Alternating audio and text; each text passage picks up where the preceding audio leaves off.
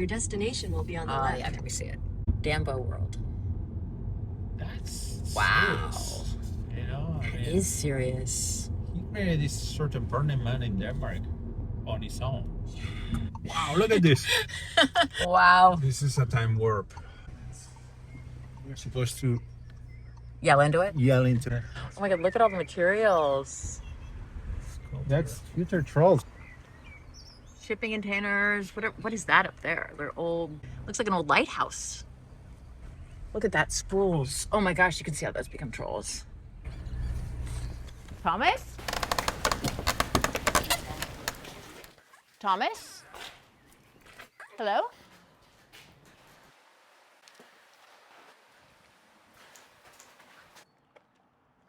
Thomas? Is there a front door? Thomas? Hi, here, Kirsten. Hi. Hi. Hello. How are you? This is crazy. This is like a whole world out here. Yeah. I mean, this is big. It feels like you're, entering your whole like little universe of. It is. What was this? Originally, it was a farm. So you can see here from 1884. I guess it's probably older than that, but that's probably when they erected that roof. What I do know is that it used to be really fancy because it has 3 chimneys. And if you have 3 chimneys, then you're like a master farm or something like that. And my home is in there. Okay. And the kitchen is here and the office is there and the big office workshop is there. And I bought it in 2020. Yeah, all my projects all over the world, they got canceled because of COVID. And after finishing half a sculpture in Puerto Rico, COVID-19 hit and we had to leave back to Copenhagen in a rush. Then I got the idea to make 10 sculptures in Denmark in a big treasure hunt because I couldn't go anywhere. And it was just like, doesn't matter if we don't get it paid or whatever, we're just gonna do it. And then like on the second sculpture of those 10, I got a herniated disc. And then sculpture number 8 or 9 or something like that, we got evicted from the old workshop. And in here is wood stocking hall. So I had no money, a herniated disc, and no workshop. But then I found this spot here, and it had a big barn. The train station is on the property line, and still it's 35 minutes to Copenhagen, right? I was like, yeah, this is this place, Rancho Dambo. So you put a big sign up. I mean, do people come in and think it's an amusement park or something? Obviously, yeah. But I just want to make cool stuff, So I was like, I need a big sign. I need like some kind of a moat. This feels like the more civilized entrance. Go on the other side and it's like Mad Max. Yeah, I'm good at organizing, but I also have hoarder disorder at the same time. Who's coming in now? It looks like somebody coming in with a tiny house. Yeah, this is Arturos. He's one of the guys who's been working with me for many years. Yeah, he's making a mobile workshop in this old horse trailer. Now I have like 22 people full-time in my team. When we met 7 years ago, I think we were 5. Some of us, we live here. Yeah, there's people come, like one of the things that I've always liked to do with my art and like when I made hip hop and the studio and then since I started making sculpture is create like a place where people would like to come and hang out. Because it takes 1,000 hours to build one of my trolls. So I'm on 157 now. So if I would have made all of them myself, it would be a lifetime of work.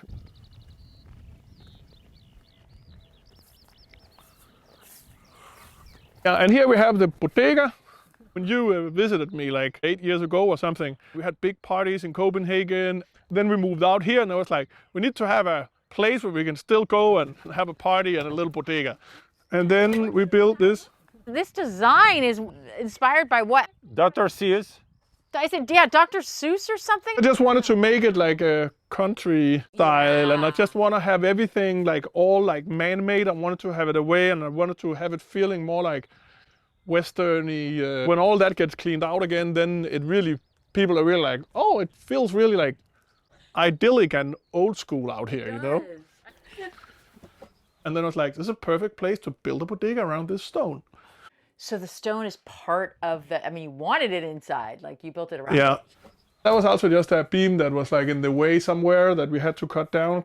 Then I thought like, let's put that here with the stone and the natural wood and with the bricks and like, it's that kind of feeling I want to have here, So you have, I'm guessing everything's recycled, like old bricks? Yeah, this building is 100% made of scraps from whatever. And stable. Yeah, it works super good, yeah. But I mean, the way the roof comes in too, like what's supporting this sort of slope? It's a double cross, kind of like, so that beam there goes all the way through there, right? Oh, okay. And then this one goes up here, and then down, and then, so that one there, of course, comes out and sit on the one that sits in there. So it crosses like that, but then these ones are extended down, right? Okay. And then that goes down, and then that little one here. And you're able to get that funny slope. It's not a direct slope. Yeah, so it's comes like that. Okay, because the... Okay. Yeah. And that's a similar shape that you kind of like have in a wizard's hat or something like that. Yeah. So, yeah. That's what it feels like. Yeah. Some of this pallet wood, right? This is a lot of pallet stuff here, yeah. Okay. And then I just thought it was funny that we just like completely crack it out here and just used everything that we had, Because you get so much free aesthetic when you work with stuff like that. Now I can't help just cleaning up a little bit because I felt it's a little bit too messy in here. There's no staff in this bodega, so like... And then you have a little bar back there. Does that open? Yeah. So then it's... Bartender? Yeah. But I love to build stuff like, then it's like for the summer party 2 years ago, this wasn't here and all the tables and all of that wasn't there. And then in the morning I was like, let's build it. Really? So it's just like, okay, put it here, done. Because when you design and it has to go really fast, and you just make all the good decisions, or you make all the easy decisions, right? So you don't overcomplicate things too much. It's like, oh, we have those ones, perfect, put them there. Right? So this just became locking mechanism. Great, it works. On to the next thing. What's that, like a cutting board or something? I mean, No, so this here is the city of Copenhagen. They had like a lot of this soapy wood laying around that was used for decking. People call it ironwood. It's so heavy it sinks. Yeah, so I came out to this facility where they kept a lot of stuff, and they told me, like, just go and get some material out there. We have a lot of stuff laying that we don't need.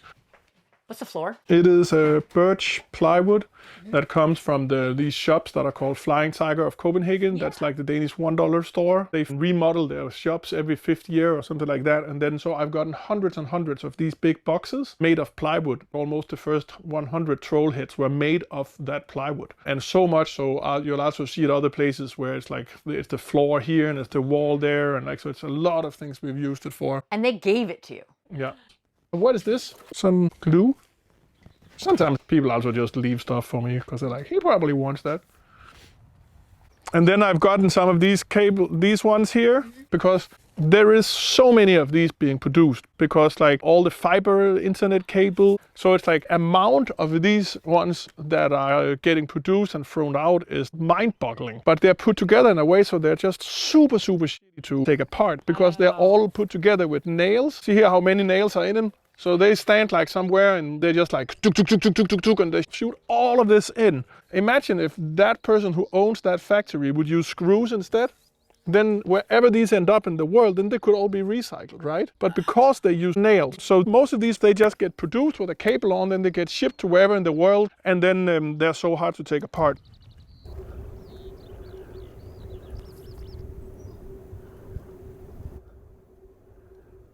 My story is about trash. It's about like how you can take trash and then make it into a fairy tale. Like I've made a fairy tale life for myself that is like everything that I could ever dream about, and it wasn't somebody's trash can.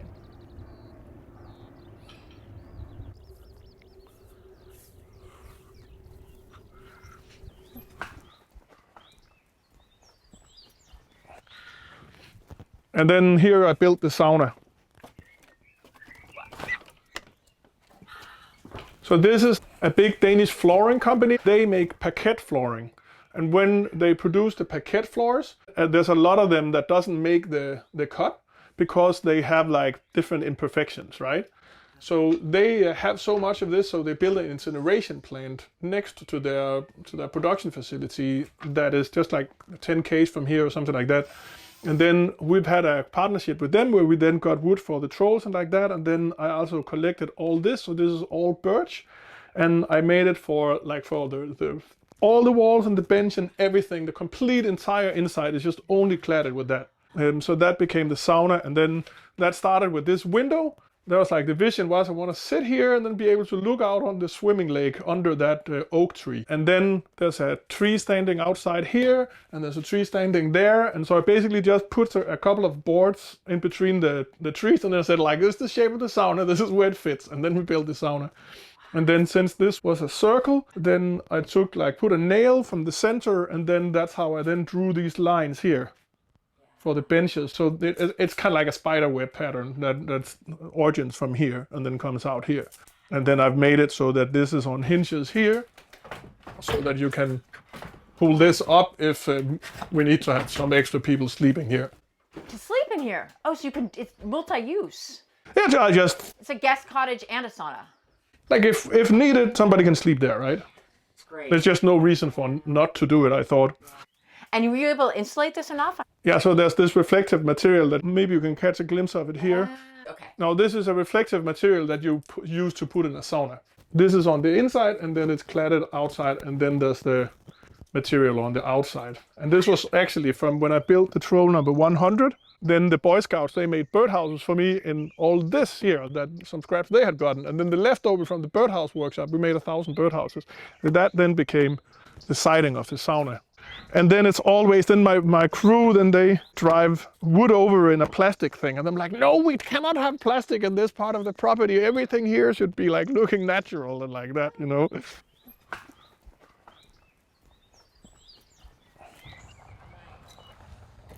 Everything that we had was recycled. These ones I made them a long time ago. So I found all of this wood on the street and then I made this system. So they're just like the 25 and the 50 and the 100 and the 75 and then they all fit together. You can stack them. And I've had them with me now for 20 years in all different apartments where I just keep like putting them together in new ways because they just stack easily, right? This is actually my great-grandmother and she's sitting here at this table here. And so I sat when I was like 10, I sat and ate pasta with my parents after school and on these, and now my kids are sitting on it and we have this photo here of their great-great-great-grandmother, right? And then this is the other table we have because then this was a slab of this ash wood and then I made this table with that. Great table. That's I've just built that as everything in my life. I'm so impatient. So when this was like ready and sanded and oil, I was like, okay, we just need to get it done. I'm just gonna put something together and I built that. And then one twin can sit on each side of the trunk, right? Does this work well? It works super good. We have to feed this one like a third of the amount of wood from what the original old one had to be fed. Obviously, we have an unlimited amount of scrap wood here. I brought this piece home because I think it could be a funny lamp or something like that. You really see the wood too. Yeah, this is just pallets. This was like open here. And then I just wanted to make an extra wall so that we got our bedroom in here. I built this one while my wife was in the hospital. I was like making all this furniture here and putting up this wall. And yeah, and then the problem was like, how do you then do this? Right? So I had to like find a really small one of that. So this one should still be there. And no, it's nice. yeah, I'm really happy with it. It's like super adult. I never had anything like I moved into this from living inside my old workshop in a secret room on the first floor, you know, and like this is a big step up. Yeah. I just so practical, clothes. right? Like it's probably really, I mean, not a huge expense because you're not planning on staying here forever. So you just do like basic. Yeah. For all the material, just something bad laying around basically, right? I guess if you have enough stuff, you can. I have so much stuff. I have insane amounts of stuff. Like insulation and electrical. That's kind of like the two things that I don't do recycled because it's like about safety and it's also about energy consumption, you know, like, so I buy 3-layer windows and like that. Oh yeah, that's great. Because you really got a lot of storage in this. Yeah, well, I like to have it so it's really like one place can be a little bit cleaned. That's where I sleep. So I don't have too much things to look at because like I have a whole crazy movie going in my mind the whole time, you know. So my wife, she always wanted to like listen to a podcast at night. And I'm like, can you turn off the podcast? Because otherwise I can't like see my pictures of the things I'm designing. Because I'm designing when I'm just laying down with my eye closed. I can like move things like 3-dimensionally around in my mind and change the colors of them. But your mind's constantly going. Yeah, it's always going a little bit. Because I work with trash, I'm an opportunist, you know, so I take what is right there and then I try and use it right there. So I have to move it the least amount of distance and and change the material the least. And if you work really smart, you can create like gigantic things really efficiently. Because I can kind of like just go right there, take that pallet, and then right where I find the pallet, I can build the sculpture. So that has enabled me to make like a really high output of really big artworks over a long time. This is like some place where you can bring a lady.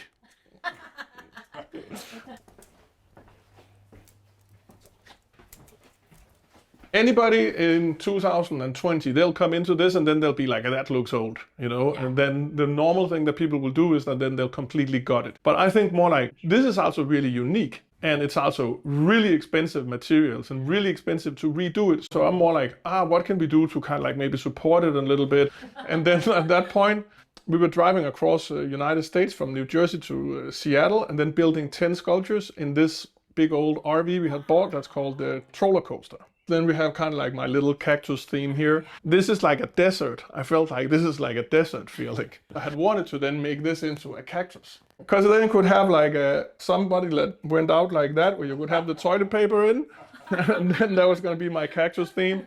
The bathroom has a story now. It's annoying that it's in the other end of the house because we sleep over there. You have a toilet over there or no? No, there's only this one here. But it is like 50 steps to get to the toilet. And it just feels like you're like, okay, I'm just gonna keep my pee to the morning, you know? So this is the old stables. So the roof was caved in, it was like a big mess. And then I met some people who worked for the metro company. And they had like thousands of these big billboard things on the metro construction walls as they built the metro. See, that's a part of like the metro design here. This is a metro map from Copenhagen. So I then started collecting these because this here is a material that is a composite material, so you can't really take it apart again. And then I was like, but aluminum, it lasts forever. And this is a super good sheeting material. So I just started collecting them and then I cut them up into these. I then covered my whole studio with them because we insulated the studio on the outside to give it more insulation. And then I just thought, like, by cutting it up like this, you take the bigger picture away and then you just, it looks a little bit like some of those toys that people make when they're weaving like Coke cans and Sprite cans and like that together. And then I decided from the beginning that since we were redoing all these roofs, I should make a project where all the water got collected and then came out and went into a lake project out on the field. I really tried to be like, it has to be all the water. Because it's like 30,000 square feet of roof. So it is a significant amount of water when it's raining. So that's like a thing to think about when you're trying to fall asleep and then you can't sleep because you're thinking about what you to do with your water. And so these trees here, these are called Paulownia trees. This is 14 months of growth. And it grows like really, really fast and has good properties for termites and for fungus. So a lot of people say that this will be the tree that we will build with in the future because it's strong, grows fast, and has good properties and grows straight. And yeah, I mean, if that's just a little over a year of growth, that's pretty incredible. Yeah, and you can see there's some over there that's like almost twice the height, right? And so the idea is you're trying to grow your own forest. Yeah, since my friend, he is trying to push this building like in wood. And in this tree that is then because it grows fast, he was like, hey, can we make a test plantation of this here? So this, when it was planted, it was the biggest plantation of this in Denmark. It's probably not anymore, but it was. So I did that to help him. And then now we're then building our new house. We're then building that also in this wood. And then I'm building the faces of my trolls in this wood. So maybe we'll use this plantation for making those faces. This is probably only like 1 month, this one here. Funny because you hear about like bamboo as something people use that grows fast, but yeah, I've never heard of. But it has it looks a little bit like bamboo because it has like that narrow. The cavity on the inside. Oh, does it really? It's kind of hollow. Oh, but it's just like 1 finger big, kind of like, whereas in bamboo wood, everything is hollow and then it's the shell. It's not strong, so this should be stronger. Yeah, this you can mill it into like big planks and boards and like that.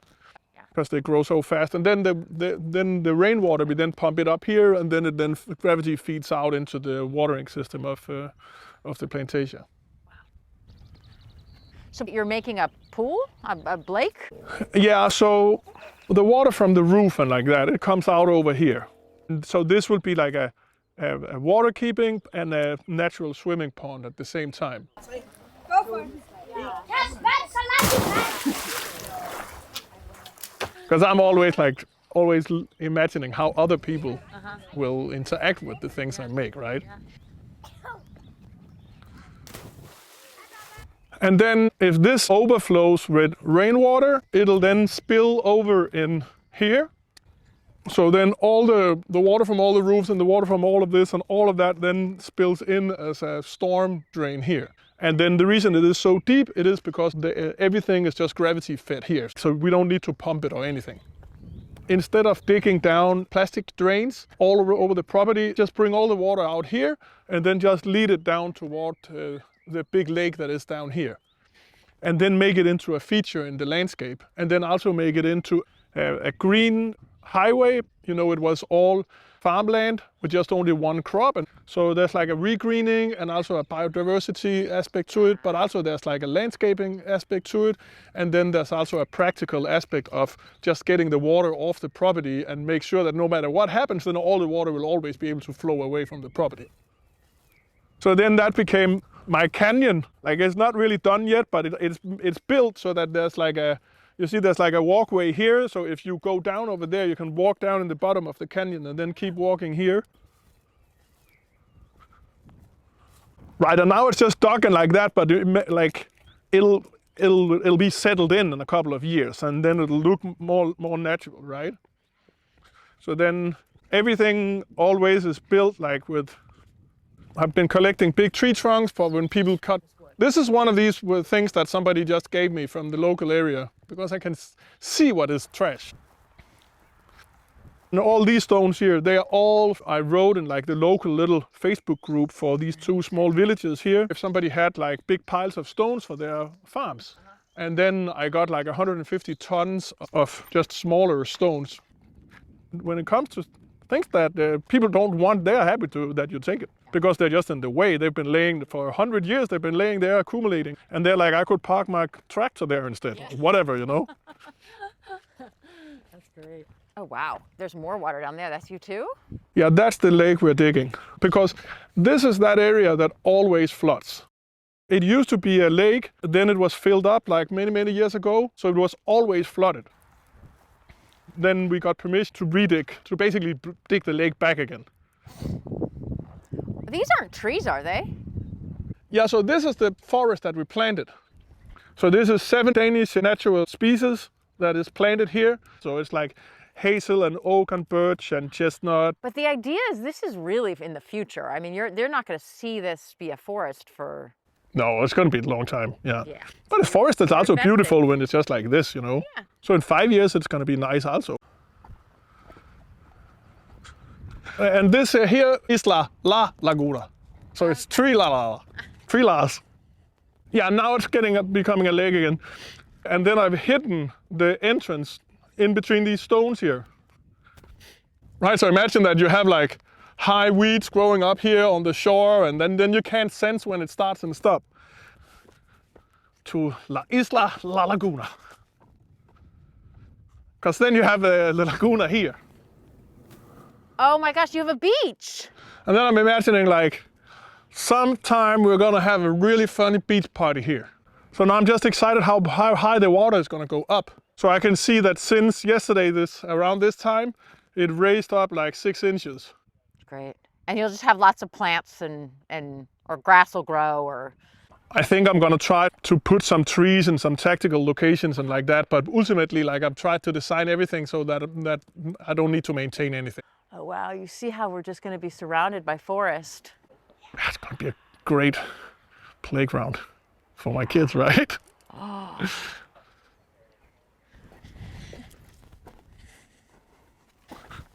And then I just love mountains, and so that's why I kind of like try to build my own little mountain. I call it for a Hardstone Mountain. This is a Hardstone National Park, and then Sherwood Forest. So all the things have names that sounds a little bit out of a fairy tale or something like that. It does. You see this white line, that's clay that we dug up from here. I made it so that when like my employees and my friends and my kids, when they're gonna go to school, then they can do a shortcut over the property through the forest on that clay path there up to the railroad crossing there. And it's gonna be 1,000 times cooler to walk through the forest up, right?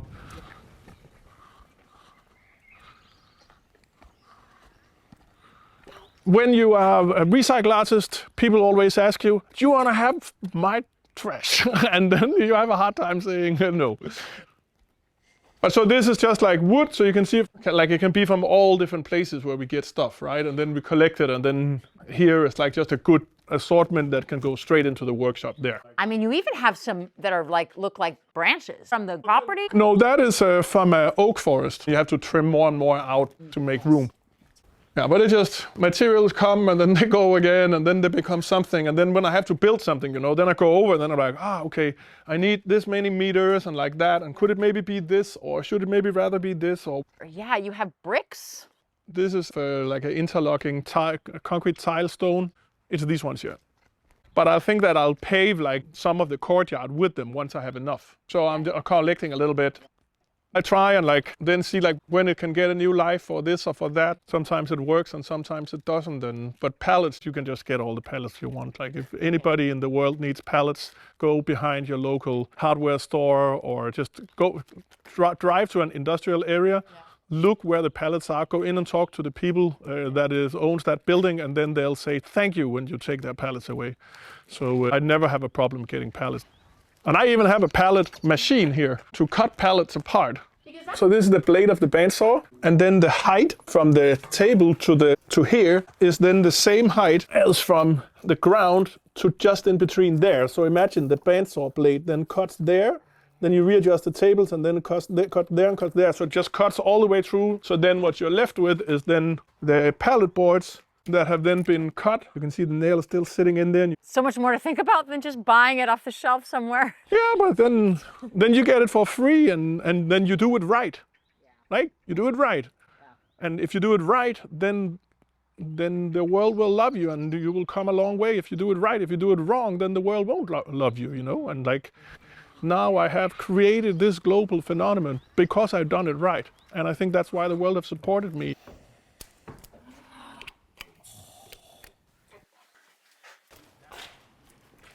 The trolls, they just started to really become like my big international hit that a lot of people all over the world saw. Nobody else had done something that really looked like that. And then because I put it together with this fairy tale. What's the fairy tale? The big overarching story is called Trail of 1,000 Trolls. That's my goal, make 1,000. Trail of 1,000 Trolls. So the idea is there's a journey. Yeah, that's the journey that the trolls are on, but it's also the journey that you are on when you are following to try and find them. And it's also the journey that I am on when I'm going around and building them.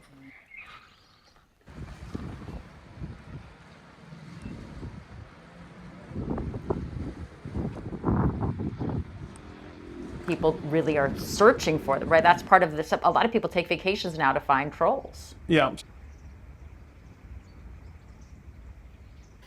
So I have a map, and then there you can see all the ones I have all over the world, and the map is then intentionally made so it's not super easy to use it.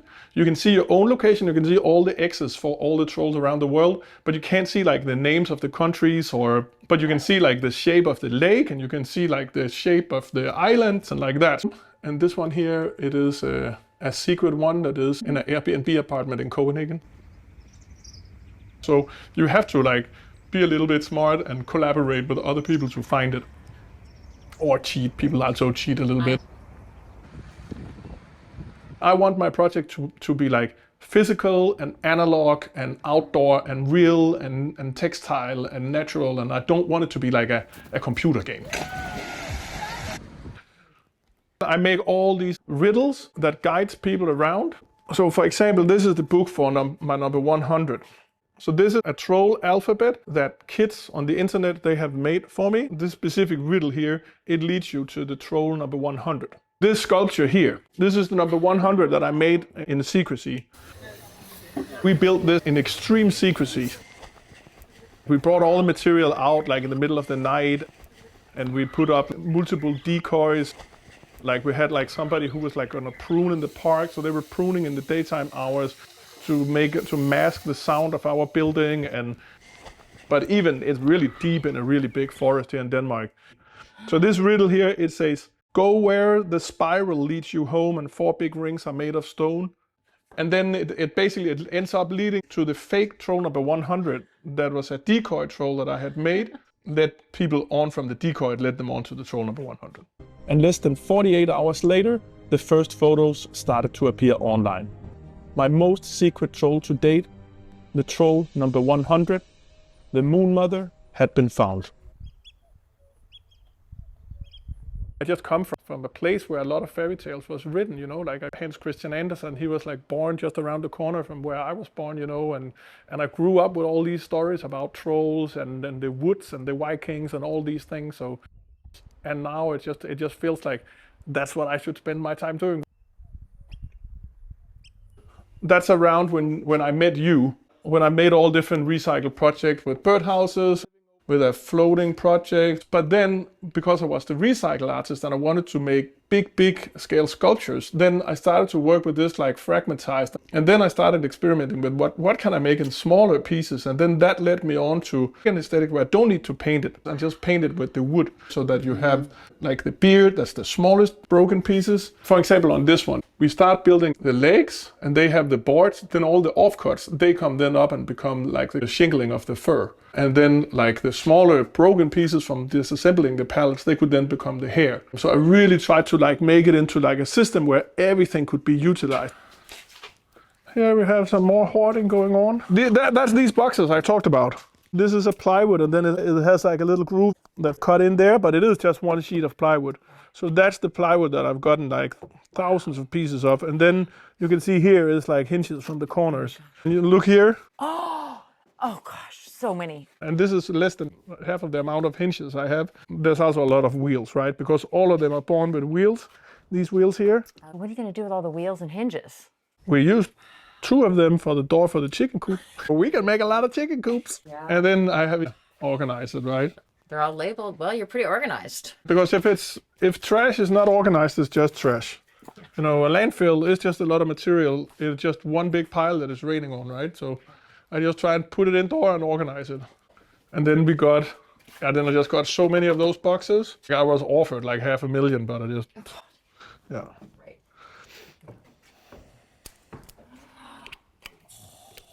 And this is the barn. And then one thing that I did do with some of that plywood and those wheels was that I decided I should have the alphabet on wheels. So what's the process then? You're laying out part of the trolls. Yeah. This here is for my fingers. I like to have a piece of oak here. I've only made them for 11 years and like through the time we've gotten better and better and better at building them. And then it's just some of those big pieces from the boneyard that's then cut for the teeth. And then this troll here, it was supposed to be fighting an excavator. As an excavator that wanted to drive in and cut down the forest. And then the troll was then like kind of like holding and wrestling and pushing back the excavator. So I actually have so this is a mock-up of the excavator. We're using my body to kind of like be like, okay, it could be cool. It should have the one up like that and it should push it a little bit back and so,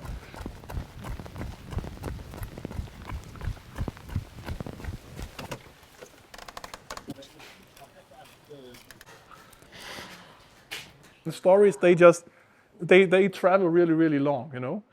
And now it just feels like that's what I should spend my time doing, right? Fairy tales, build big sculptures in the woods. So you get that feeling of,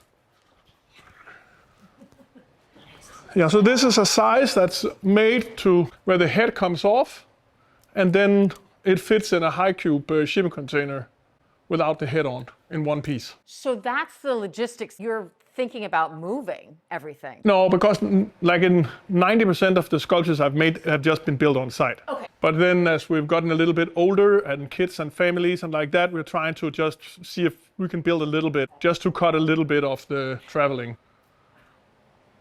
This here, it is the daughter, and she's like a thief. She is like the little clever thief that's hiding, and then the father is like a big fat with a big like alcoholic nose type of thing.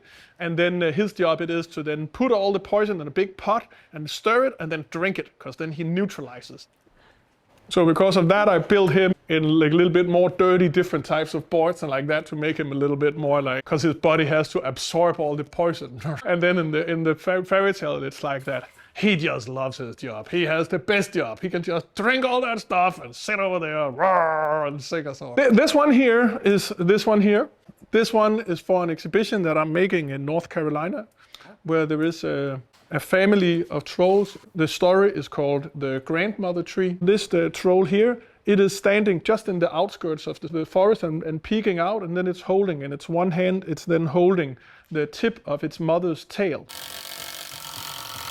Its mother's tail is then made by bourbon barrels and is then gonna be like 600-700 feet long. The grandmother tree is the oldest tree and it holds all the information that it communicates with all the other trees through its roots. Then you continue following the tail through the forest until you find the mother that's laying and sleeping. The grandmother tree in North Carolina is open. It is 7 trolls. Each of these 7 trolls, they're protecting a very special tree called the grandmother tree. And if you want to find the grandmother tree, you have to find all the 7 trolls' 7 necklaces.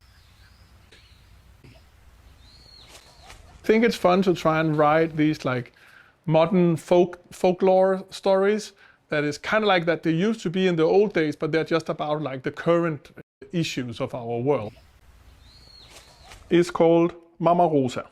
It's called Mama Rosa because it is in a city called Wauwatosa. It's a suburb to Milwaukee in Wisconsin. And when I come there, I ask people, what do you have laying around? What's in your trash can? And then I go with Public Works, and then we go to their boneyard, and then there is these old light fixtures. And the architect had just told me that this new park, that they were installing new light poles in the whole park. So then I say, why don't you install the old ones that you have already laying around? And then they're like, no, but... And then I say, but what if I have a great idea for a troll that's holding a bouquet of flowers that is actually the light fixtures and smelling one of them? Would you then cancel the order for all those light fixtures? And then he just cancels the order. And it actually ends up that I save this project $240,000 because it would have been $300,000 to buy all the light fixtures. But it was only $60,000 to refurbish and repaint and put LED into the old ones they already had laying around.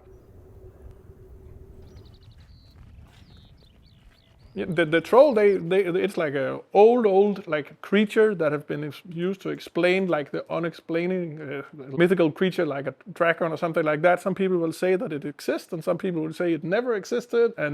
But it was used to like the trolls could be good and they could be bad, they could be clever, they could be stupid, but they were like creatures of the forest and of the wild.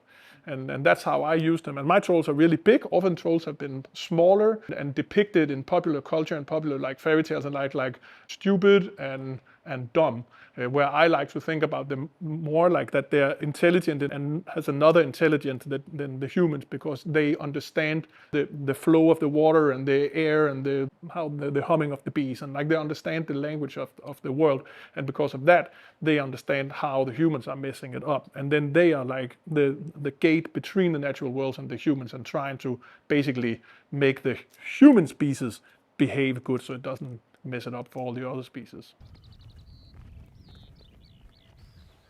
When I built this suspension bridge, I made it so that it can be lifted up. And then you can lift it up so that you can still come under with something that's the size of the gate. This comes from the oak trees, from the oak forest, where they were trimmed down in size. And then this here, when a shipping container comes from China with suits, then they pull a string inside the container to hang all the suits on so they don't get wrinkled. And then so I got like a lot of that stuff from one of those containers.